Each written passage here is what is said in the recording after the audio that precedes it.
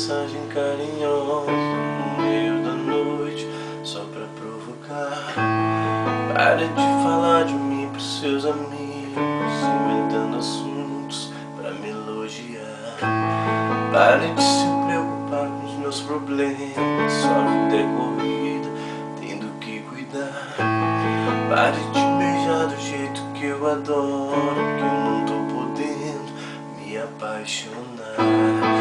E se eu gostar, e aí você me aceita pra vida inteira? Já imaginei aqui nosso apartamento e os filhos crescendo. Eu acho que a gente se apaixonou e o beijo da gente me viciou. Parece que a gente já tá dependente um do outro. Isso é amor.